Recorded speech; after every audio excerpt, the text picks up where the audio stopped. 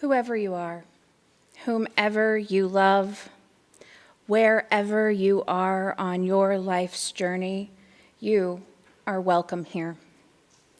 We extend a warm welcome to our visitors.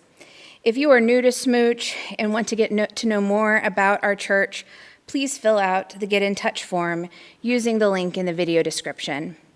And now, a few announcements from our minister.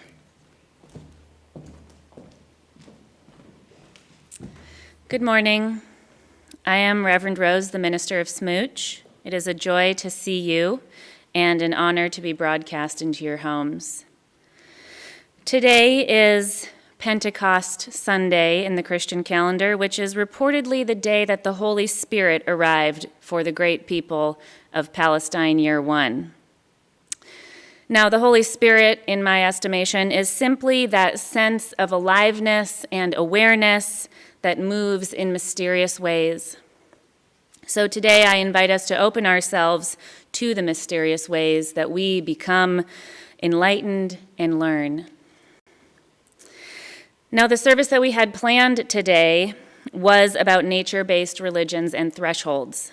Of course, nature is our greatest teacher, and at this time, any moment spent outdoors is not a moment wasted. But the events of this week have shaken us to the core. And so while the teachings on nature will be postponed, the teachings on thresholds are exactly where we need to be. I have one announcement this morning. For the rest, please look to emails from the church on June 1st or the weekly email. In the wake of a horrific week in the history of American race relations and an even more horrific 400 years, I invite you to consider joining the conversation about the Diversity and Accountability Committee here at church. This was approved last year but has yet to be populated. You can also look below to find many resources on anti-racism, as well as the contact for the UUs of Color small group here at church. As UUs, it is our duty and our calling to combat within ourselves the internalized and societal blockages to our beloved universalism.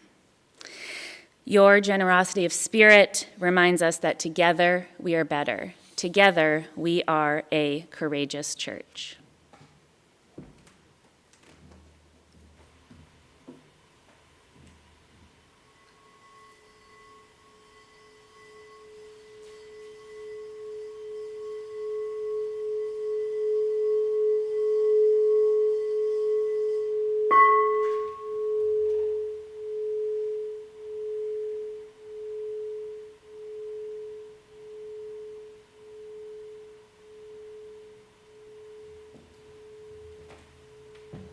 Come, let us worship. Please join us for our opening hymn, number 1, May Nothing Evil Cross This Door.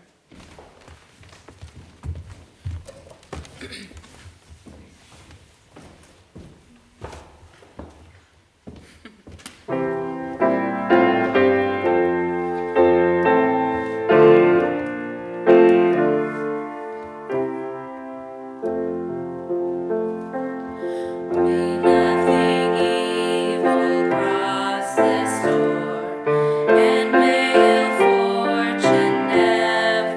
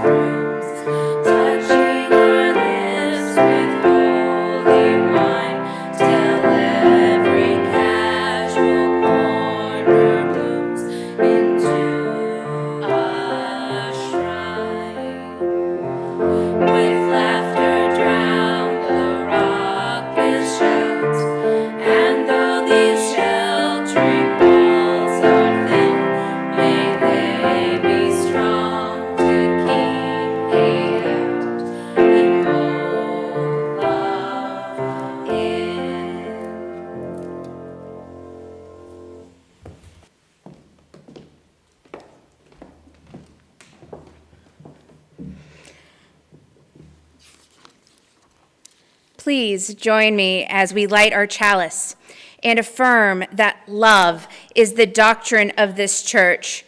The quest for truth is its sacrament, and service is its prayer. To dwell together in peace, to seek knowledge in freedom, to serve humanity in fellowship, to the end that all souls shall grow into harmony with the divine. Thus do we covenant with one another.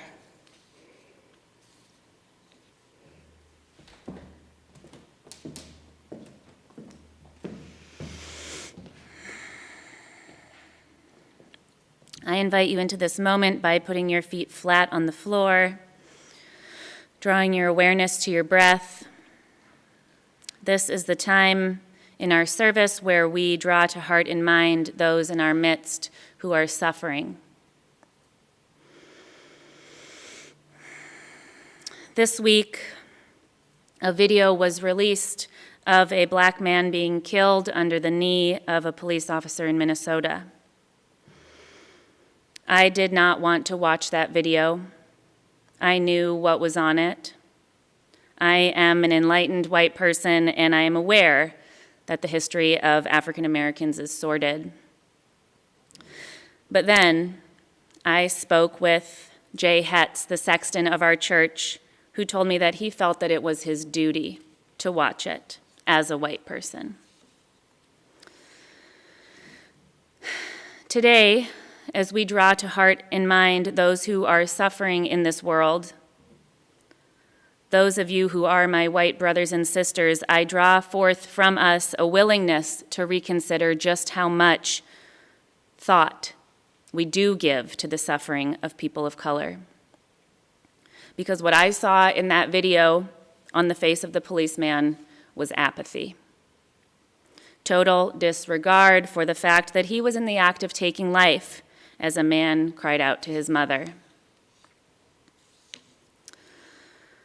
No, this has not been a good week to be an American, as our president threatened violence on his own people and left the World Health Organization the same week that we surpassed 100,000 dead of the coronavirus who are disproportionately of color. As multiple videos of white people manipulating or actually killing black people surfaced and so many more were not caught on tape, let us draw to heart and mind those who are suffering.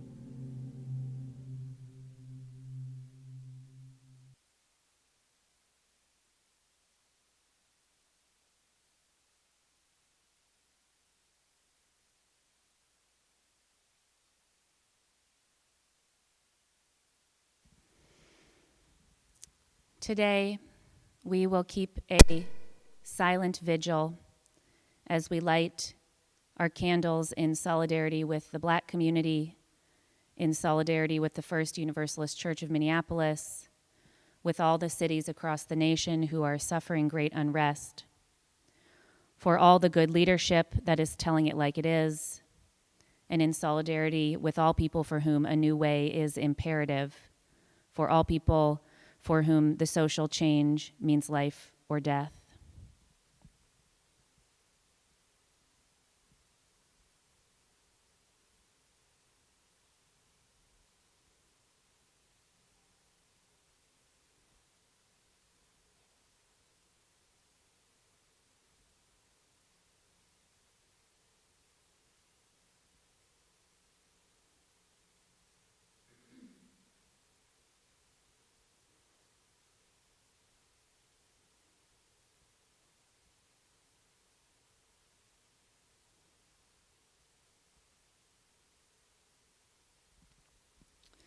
I light the 2 remaining candles for all the joys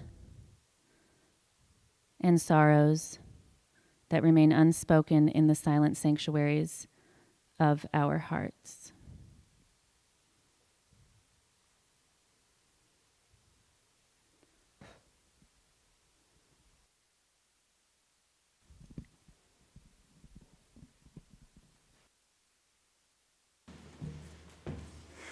Let us become mindful again. I invite you to breathe in through your nose and out through your mouth, to offer yourself that gentleness and kindness. You can close your eyes, letting the air flow in and out. Notice if you can feel the air on your rib cage, on the tip of your nose, or in your heartbeat.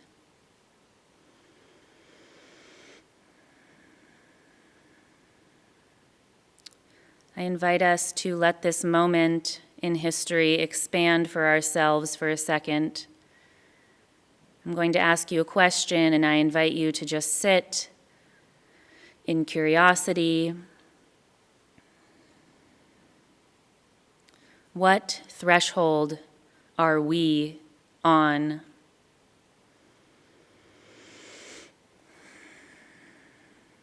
What is it that we need to come through?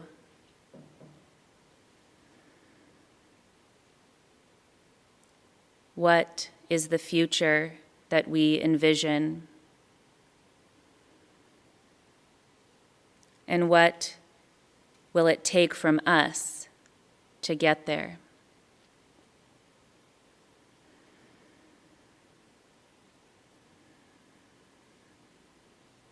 I invite you to take a moment for yourself to make a silent commitment. A commitment to this world, to yourself, to a person of color who you love, to this church or your community.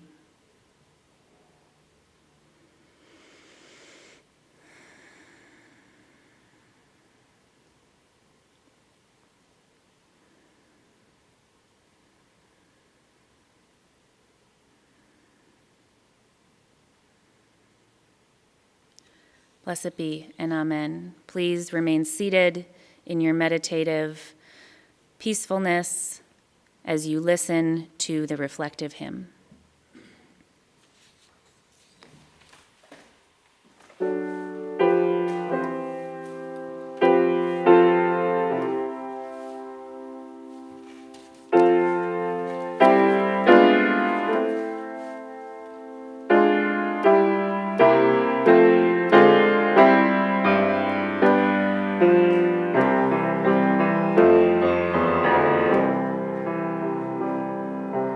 We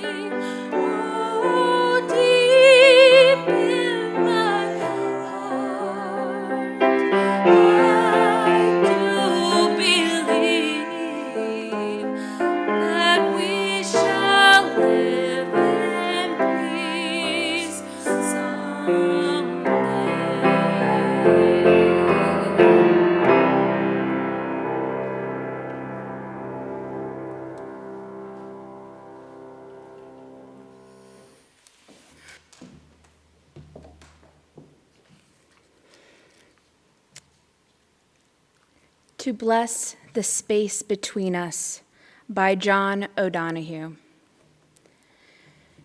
At any time, you can ask yourself, at which threshold am I now standing? At this time in my life, what am I leaving? Where am I about to enter? What is preventing me from crossing my next threshold? What gift would enable me to do it? A threshold is not a simple boundary. It is a frontier that divides two different territories, rhythms, and atmospheres. At this threshold, a great complexity of emotion comes alive. Confusion, fear, excitement, sadness, hope. This is one of the reasons such vital crossings were always clothed in ritual. It is wise in your own life to be able to recognize and acknowledge the key thresholds, to take your time, to feel all the varieties of presence that accrue there, to listen inward with complete attention until you hear the inner voice calling you forward. The time has come to cross.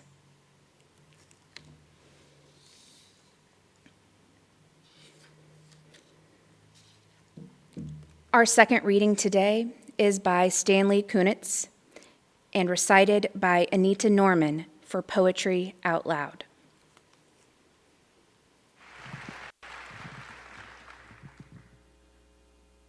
The Layers by Stanley Kunitz.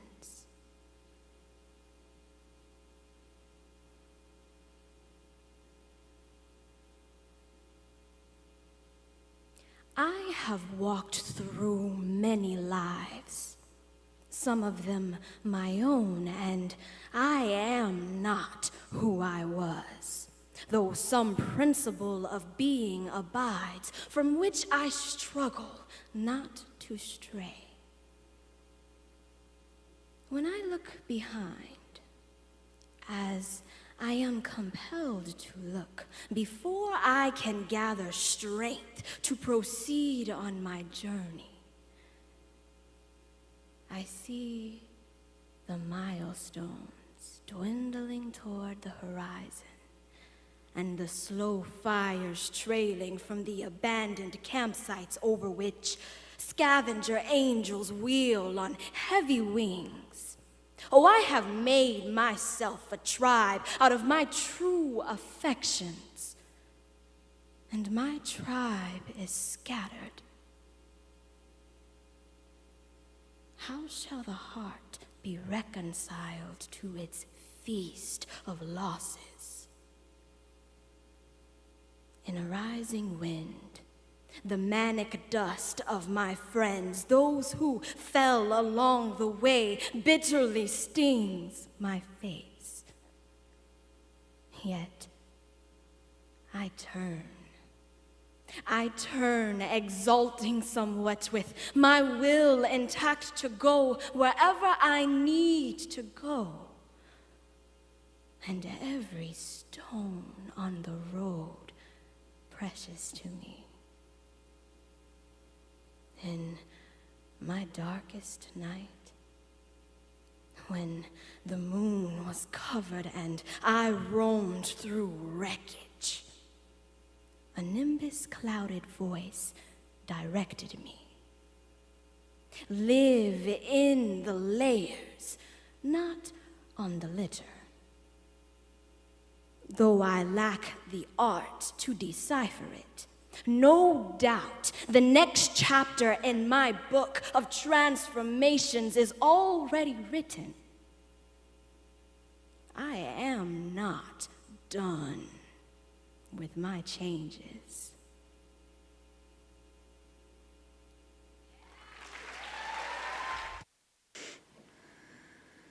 There is an old saying that once you learn to ride a bicycle, you never forget.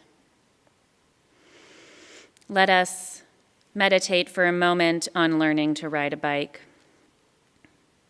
That moment before you push off for the first time, you are filled with fear. You have never done this. It is scary.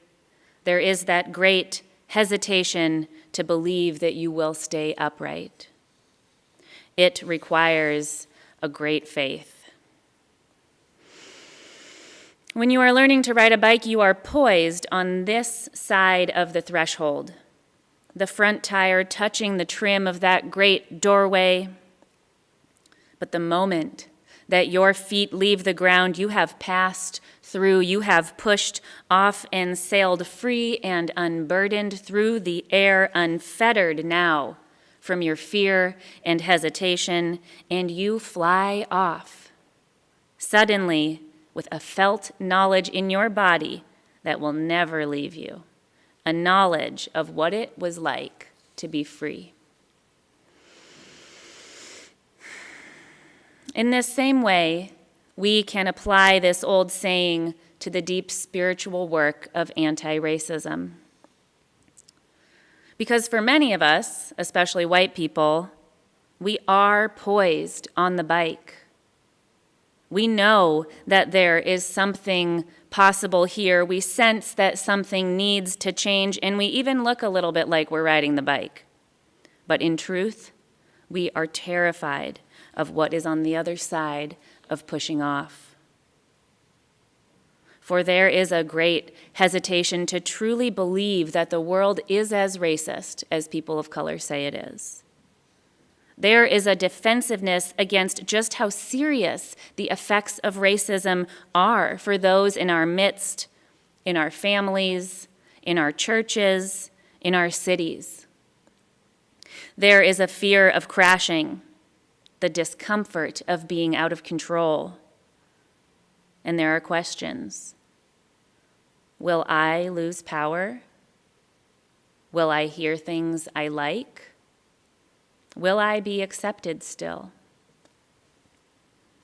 But of course, pushing forward does require great faith. And lucky for us, ours is a great faith, which holds a promise of justice. Our great faith tells us to believe in equity and compassion. Our great faith tells us to work towards the goal of world community. And our great faith is chock full of leaders of color who have done hard, emotional work to carve out empowered spaces for themselves in our hallowed walls. And of course, our great faith is a living tradition, one that adjusts to meet the spiritual needs of the day, passing nimbly through hurdles because theologically, what we are tied to is the well-being of the people.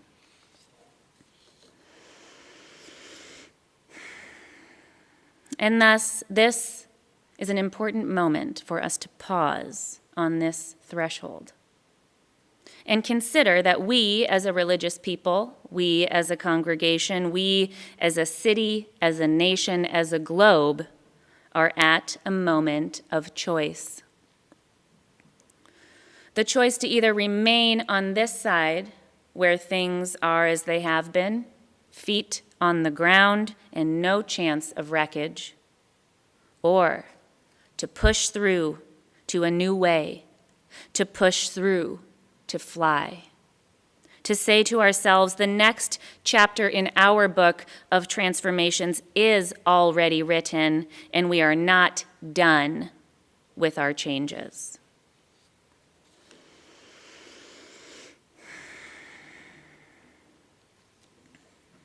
Now, I know that you feel that front tire snug right on the threshold of that great doorway. So what if you lifted one foot gingerly and placed it on the pedal? And what if you dug the ball of your other foot into the earth and pushed off, pushing, pushing past these walls within, because at that moment that your feet leave the ground and you know in your heart that you will believe what people of color say, you have unchained yourself. You have pushed off and sailed free and unburdened through the air, unfettered now by your fear and hesitation, flying off suddenly with a felt knowledge in your body that will never leave you. The knowledge of what it means to live the meaningful and moral religious life. The knowledge of what it feels like to knit up this world with our listening and love. The knowledge of liberating ways of being which have been silenced. Dashing the apathy to the side and being willing to enter into that sacred I and thou around the issues that are plaguing our globe. Because when we do this vulnerable, brave, messy work of unworking the way we have been, we will come to know a depth of belonging, which we will never be able to forget. It will be in our bodies. That feeling of liberation and freedom from that which binds us. For opening ourselves to human compassion is like putting on a new skin. We will all benefit from the bounty of empowered people of color in our midst. We will all grow spiritually through deep listening and the fierce and searching moral inventories. And our communities will blossom with the wealth of diversity, perspectives, and growth. So come, let us take up the sacred work of repair, of responding, of resistance. Let us take up this work of pushing through into the world we want to see. Let us surround ourselves with people who will tell us hard truths, expect more of us, require kindness from us. Let us make the brave and humble choices, take up our great faith and leave behind our defensiveness, our fear, and our excuses. And instead, just watch the milestones dwindle on the horizon as we step into the joy, bounty, and diversity of what could be the beloved community.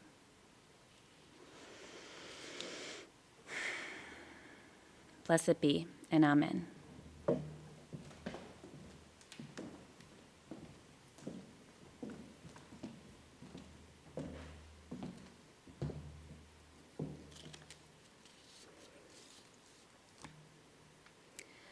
The work of the church depends on us. And in this context, what does that mean? What does the work of the church look like in a time of great calling? We invite you to give generously to support the ongoing work of the church. The offering will now be given and received in grateful appreciation of our shared values.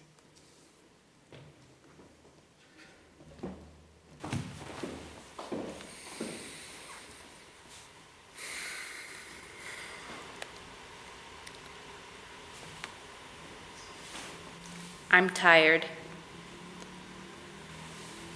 I've been very tired. And this last week has been a lot. And has left me reevaluating what I put my energy into. The wound of racism in our country is profound. And my heart is with my brothers and sisters and siblings who are struggling together, and I am called again and again to stand with them.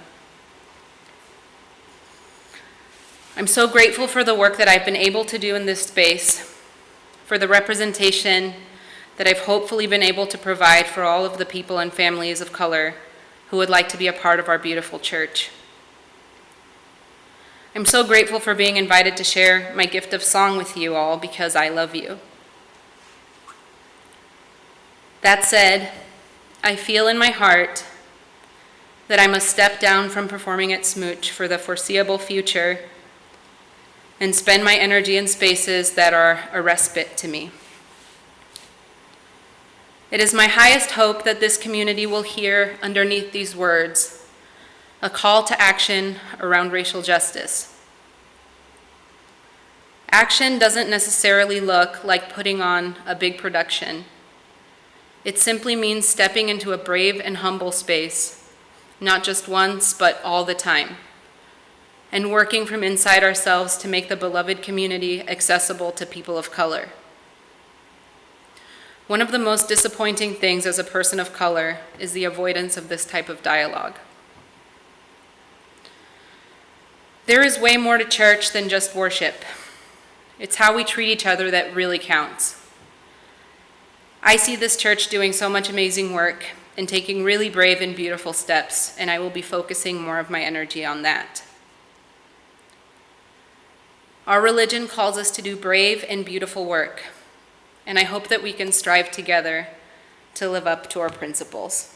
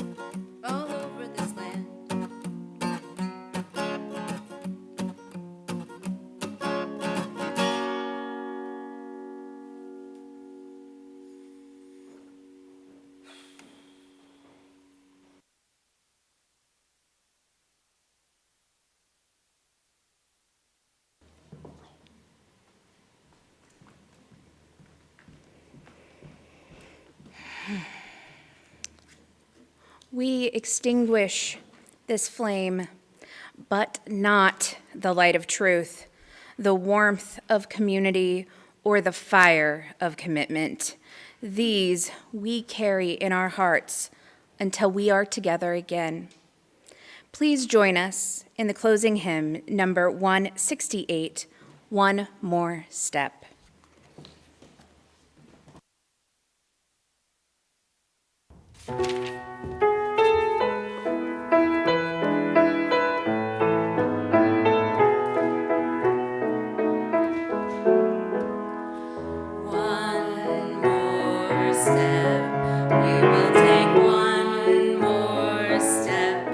Till there is peace for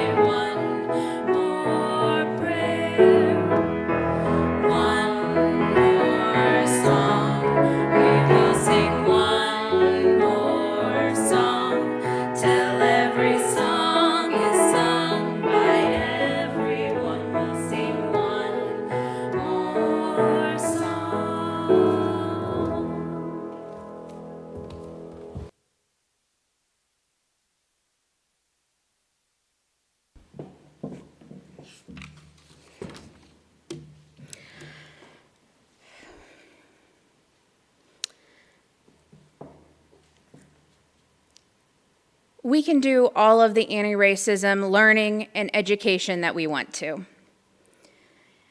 But the place all this becomes real is in our relationships.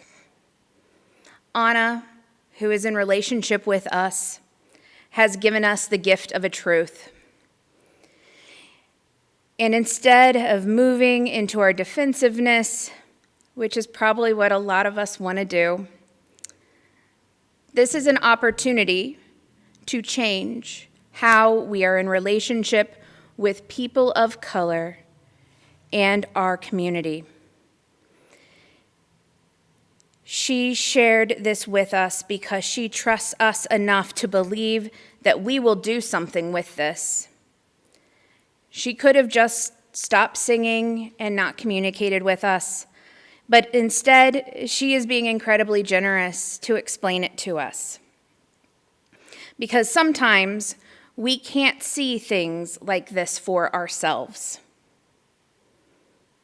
So, what are we going to do with this gift? How can we not squander this call to bravery and humility by shifting the way that we are in community and the way that we are in relation with people of color and with each other? Just some thoughts as you enter the fellowship hour. And the link for fellowship hour is in your weekly email from church and in the church community Facebook group. Go in peace.